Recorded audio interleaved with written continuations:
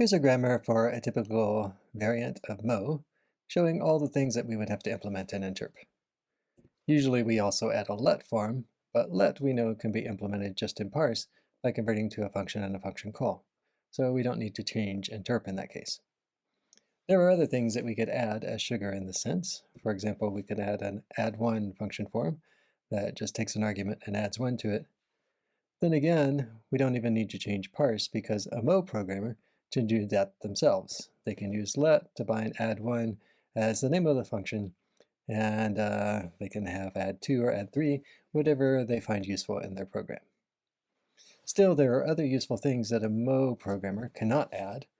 They might like a subtraction operation that's implemented with plus and multiplying by -1, or a cond operation that compares to different numbers that expands to if 0, or sometimes we use delay and force as an example, where delay has an expression that's not evaluated until the resulting thunk is forced, which can be implemented as a function that takes a dummy argument where force passes 0 for the argument.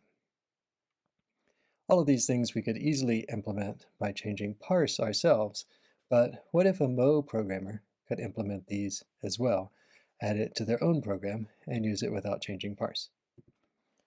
That would mean that mo is an extensible language, because programmers can add new syntactic forms, not just bind new functions and other values. And the usual way to get this kind of extension is called a macro.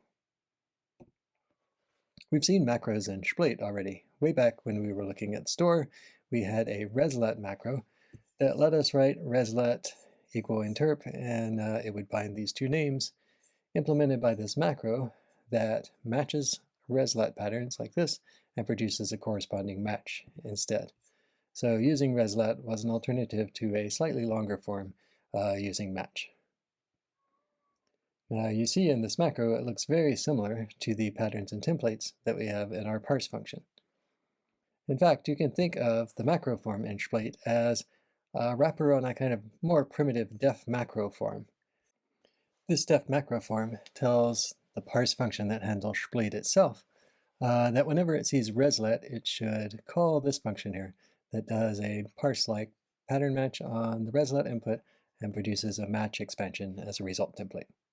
So this is the kind of thing that we want to add to mo so that mo programmers can write macros.